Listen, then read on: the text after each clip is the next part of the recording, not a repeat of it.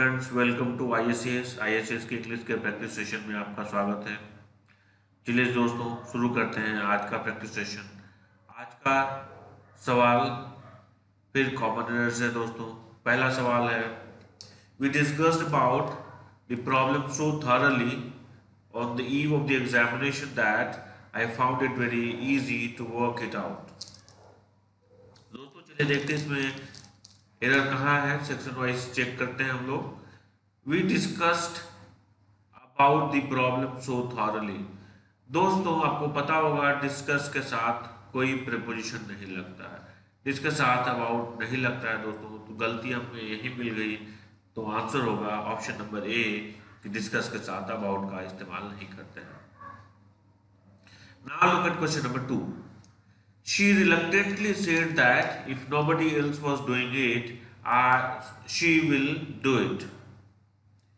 दोस्तों देखते हैं इसमें she reluctantly said that चलेगा। she reluctantly subject plus V2 said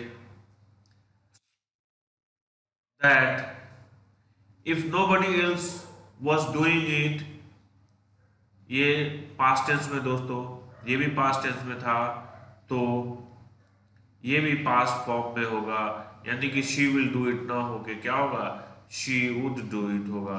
past form में बनाएंगे इसे, ठीक है दोस्तों। तो will be change to would. Now look at question number 3, again from common error only. Amit hates his brother drinking every day. Very important question my friends. देखिए, Amit hates His brothers drinking every day। दोस्तों जब आप यहाँ पे drinking है, अपने भाई का पीना जो है वो क्या करता है, हेट करता है। अमित अपने भाई का पीना हेट करता है, तो ड्रिंकिंग क्या है, पीना, यानी कि ये हो जाएगा जेरंड। और जेरंड के पहले हमेशा पॉसेसिव केस आता है दोस्तों। तो हिज ब्रदर्स का क्या हो जाएगा, अपोस्ट्रोफी एस लगा के इसको क्या करेंगे हम लोग, पॉसेसिव बनाएंगे, हिज ब्रदर्स ड्रिंकिंग हो जाएगा, ठीक है। तो answer would be option number B, जहां पे हिज ब्रदर को हिज ब्रदर्स करेंगे, right. Now look at question number 4। This town is not very well known and there is not much to see, so a few tourists come here. This is also a very important question my friends. Language संबंधित है, इसको ध्यान में रखें। This town is not very well known, this town is not very well known, उतना क्या है, नाम चिन्ह नहीं है, उतना नाम नहीं है। That and there is not much to see, और बहुत ज्यादा कुछ देखने के लिए यहाँ नहीं है। सो इसलिए a few tourist come here, यहाँ एकदम नहीं के बराबर टूरिस्ट आते हैं, एकदम हल्का, एकदम ना के बराबर टूरिस्ट यहाँ आते हैं, यहाँ पे टूरिस्ट नहीं आते। तो दोस्तों यहाँ पे क्या होगा, अ फ्यू नहीं होगा। अ फ्यू का मतलब होता है सब, और फ्यू का मतलब होता है नेग्लिजिबल, नेग्लिजिबल, ठीक है दोस्तों। तो क्या होगा, नेग्लिजिबल होगा। तो यानी कि हम लोग क्या करेंगे, फ्यू, अ फ्यू में से हम लोग अ को हटा देते हैं तो फ्यू बच जाएगा, यानी कि क्या हो जाएगा, सो फ्यू टूरिस्ट कम है, ठीक है दोस्तों। यानी कि answer would be option number D, जहां पे अ फ्यू को हम लोग फ्यू में चेंज करेंगे। Now look at question number 5। Wherever they go, Indians usually adapt to local circumstances. दोस्तों वेरेवर दे गो, कोई दिक्कत नहीं, जहां कभी भी वे लोग जाते हैं, इंडियंस भारतीय, इजिली अडेप्ट टू, अडेप्ट के बाद दोस्तों हम लोग क्या लगाते हैं, रिफ्लेक्सिव प्रोनाउन लगाते हैं। तो इंडियंस है तो देमसेल्व्स हो जाएगा, ठीक है दोस्तों, क्या हो जाएगा, themselves, adapt themselves to local circumstances, यानी कि answer would be option number B, जहां पे अडेप्ट के बाद हम लोग देमसेल्व्स लगाएंगे। Now look at question number 6. I don't understand why he is so angry at me. दोस्तों I don't understand सही है, मुझे समझ में नहीं आता है। why यहाँ पे कंजंक्शन की तरह भी लग गया है, और इधर क्वेश्चन होगा तो यहाँ पे अगर WH वर्ड है तो कंजंक्शन की तरह काम करेगा, और इधर अफर्मेटिव बनेगा, ठीक है। He is so angry at me। दोस्तों एंग्री, याद रखिएगा, एंग्री एट समथिंग होता है किसी चीज पर गुस्सा होना, और एंग्री विथ समवन होता है दोस्तों, विथ समवन, याद रखिएगा। तो angry at something, he is angry at my behaviour but he is angry with me, तो विथ मी होगा दोस्तों यहाँ पे, विथ मी, ठीक है। तो answer would be option number C, जहां पे एट को हटा के हम लोग विथ लिखेंगे। Now look at question number 7. Winnie bought 2 new dresses, but either is suitable for the festival. तो दोस्तों विनी बॉट सब्जेक्ट प्लस भी टू सिंपल पास्ट टेंस में 2 न्यू ड्रेसेस, 2 नए ड्रेसेस, बट लगाने का मतलब होता है दोस्तों क्या होगा, दोनों स्टेटमेंट में बट से पहले और बट के बाद दोनों में क्या होना चाहिए, कॉन्ट्रास्ट होना चाहिए। 2 नए ड्रेस खरीदे, इधर is suitable for the festival, यानी कि ये उसको नहीं करता है 2 खरीदे और दोनों में से कोई भी पहनने लायक नहीं है, तभी इसको कंट्रास्ट कहेंगे दोस्तों। क्या कर देंगे यहाँ पे, नीदर लिख देंगे, ठीक है दोस्तों। तो आंसर हो जाएगा ऑप्शन नंबर सी, जहां पे हम लोग इधर को रिप्लेस करेंगे नीदर से। Now look at question number 8. The day before yesterday he left for Europe by the air. The day before yesterday he left, simple past tense में है, yesterday है यहाँ पे, सिंपल पास्ट टेंस, कोई दिक्कत नहीं है, for Europe, यूरोप के लिए, by the air। दोस्तों मोड ऑफ ट्रांसपोर्ट के पहले दी का इस्तेमाल नहीं होगा, ठीक है। तो answer would be option number C, जहां पे हम लोग दी को रिमूव करेंगे। Now look at question number 9.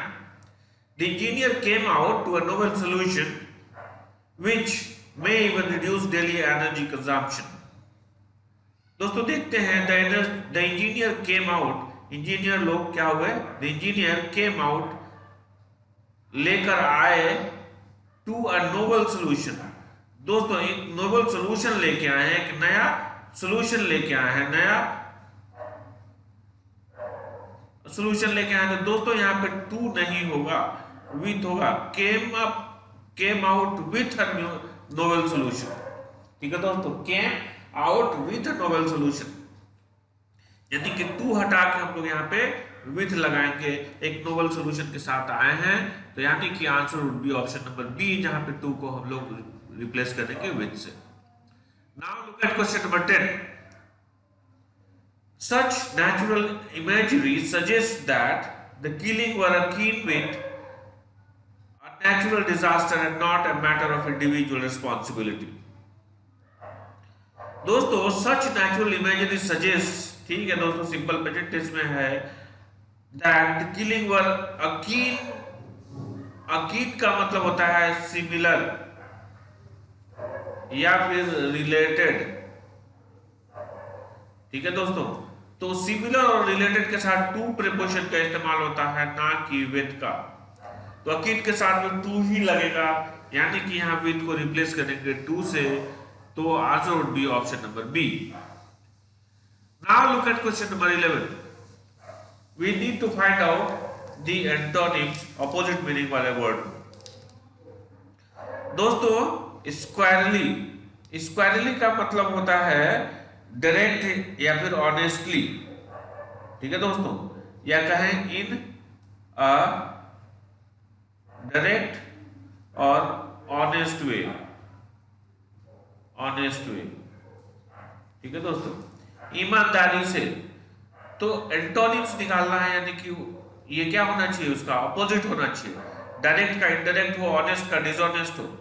देखते हैं दोस्तों क्या होगा, डायरेक्टली ये सिनोनिम्स हो जाएगा दोस्तों, प्रिसाइसली सिनोनिम्स हो जाएगा, एग्जैक्टली सिनोनिम्स हो जाएगा, बचा डिसीटफुली, धोखे से दोस्तों, ऑनेस्टी का उल्टा डिसीट हो जाएगा दोस्तों। Answer would be option number D, answer would be option number D now, deceitfully.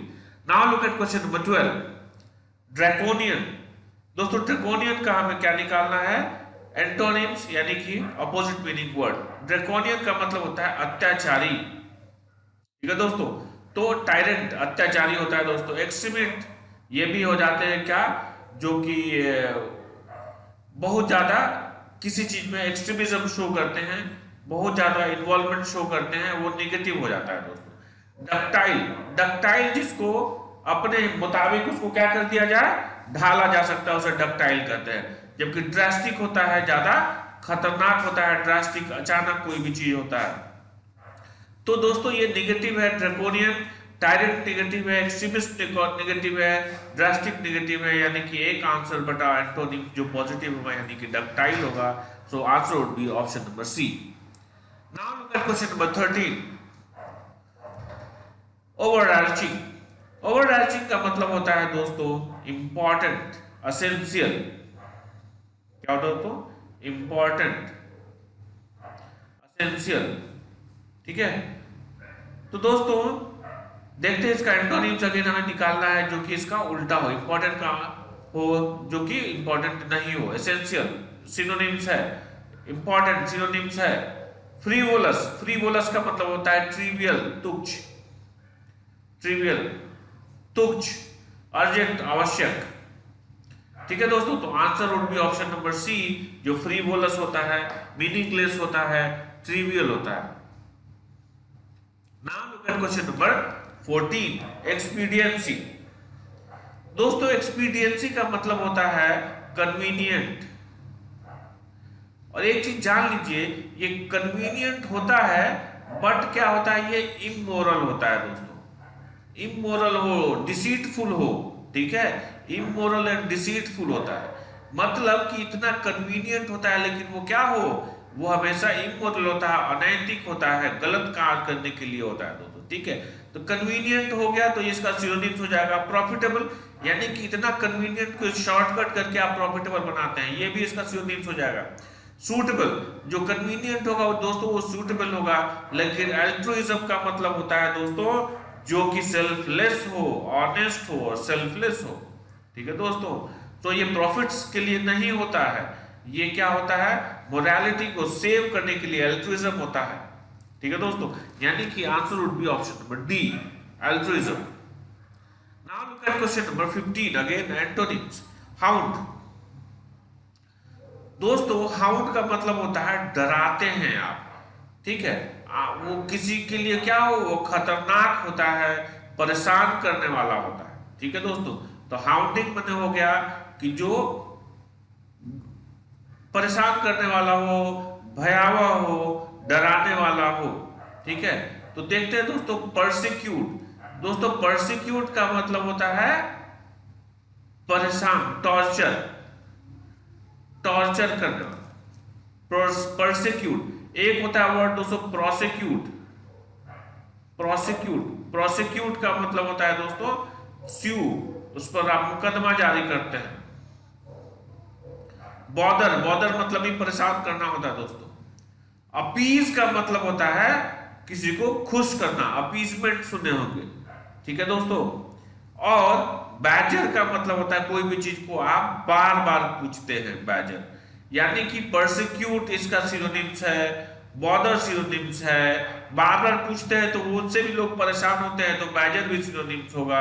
यानी कि एंटोनिम्स एक बचा अपीज, जो खुश करने के लिए होता है, संतुष्टि के लिए होता है, तुष्टिकरण जिसे कहते हैं, अपीजमेंट। यानी कि answer would be option number C. Now look at question number 16, synonyms निकालना है दोस्तों। सिनोनिम्स मतलब मीनिंग, सिमिलर मीनिंग वर्ड होना चाहिए। तो वेयर विदल, वेयर विदल का मतलब होता है रिसोर्स, ठीक है दोस्तों, रिसोर्स, साधन, संसाधन जिसको कहते हैं, साधन। एबिलिटी, एबिलिटी भी होता है, क्या हो सकता है, मतलब करने की क्षमता, पावर, क्या होता है दोस्तों, पावर भी कह सकते हैं। वेयर विदल, अथॉरिटी भी कह सकते हैं इसको, ठीक है। तो इसमें देखते हैं दोस्तों, इसमें मिलता जुलता कौन सा वर्ड है, रिसोर्स। रिसोर्स पहले नंबर पे मिल गया दोस्तों, ये आंसर हो सकता है। इनेबिलिटी, ये क्या हो गया, इसका एंटोनिम्स होगा स्कार्सिटी, कमी होता है किसी चीज का। यहाँ पे अगर वो एबंडेंटली पाया गया है, संसाधन है, पर्याप्त है तो वो, और अपर्याप्त हो गया तो स्कार्सिटी हो गया दोस्तों, तो अपोजिट होगा। इनएप्टीट्यूड यानी कि इनएबिलिटी, इनएप्टीट्यूड जो कि नहीं करने की क्षमता होती है, ठीक है दोस्तों। तो यानी कि एक ही हुआ बचा resource, option number A. Now look at question number 17, bland. ये ब्लैंड नहीं है दोस्तों, ब्लैंड है। ब्लैंड का मतलब होता है टेस्टलेस, स्वादहीन, डल, बोरोन, ठीक है दोस्तों। इसमें कोई टेस्ट नहीं हो, स्वाद नहीं हो, सैड हो, हैप्पीनेस नहीं हो, कोई किसी तरह का रिक्रिएशन नहीं होता। ब्लैंड टेस्ट अगर किसी चीज का है तो उसमें कोई टेस्ट नहीं है, वो टेस्टलेस होता। If any food, any beverage is bland, it means it has no taste, ठीक है दोस्तों। तो ये ब्लैंड होगा। तो इसका देखते हैं, शार्प, तीखा, ये एंटोनिम्स होगा। हार्श मतलब जो चुभने वाला, जो कड़वा हो, जो बात हार्श होता है वो बातें क्या होता है, कड़वा होता है दोस्तों। तो ये हार्श। रिच, रिच मैंने भरा हुआ, किसी से अमीर हो या फिर किसी चीज से परिपूर्ण हो दोस्तों, किसी चीज की कमी नहीं हो, यानी कि वो रिच हो गया। बच गया डल, डल यहाँ पे ऑलरेडी था वर्ड दोस्तों, यानी कि इसका सिनोनिम्स डल होगा, जिसमें टेस्ट नहीं होता है, उदासीन होता है, यानी कि answer would be option number D. Now look at question number 18, mystify. Mystify का मतलब दोस्तों किसी भी चीज को अस्पष्ट करते हैं, जिसमें क्लैरिटी नहीं आती है दोस्तों, जो क्लियर नहीं हो, जिसको हम मतलब अस्पष्ट हो। तो दोस्तों बैफल, बैफल का मतलब होता है परप्लेक्स, परेशान करने वाला, बिविल्डरिंग, यानी कि ये इसका एंटोनिम्स हो जाएगा, मतलब ये परेशान करने वाला हो गया दोस्तों बैफल। बैफल मतलब परप्लेक्स्ड कर देना। एनलाइटन, एनलाइटन का मतलब हो गया दोस्तों, आप किसी को ज्ञान से उसको क्या करते हैं, एक्सप्लेन करते हैं, एनलाइटन करते हैं, उसको प्रबुद्ध बनाते हैं, ठीक है दोस्तों। इंटरप्रेट, इंटरप्रेट मतलब कि इसको भी स्पष्ट करते हैं दोस्तों। एक्सप्लेन, एक्सप्लेन करना भी स्पष्ट करना हुआ दोस्तों। सो दोस्तों इसका आंसर मिस्टिफाई क्या हुआ, अस्पष्ट करना, यानी कि अस्पष्ट एक ही बता, जिसको हम लोग बैफल कह सकते हैं। अस्पष्ट करने से परेशान होंगे, बैफल होंगे, यानी कि answer would be option number A.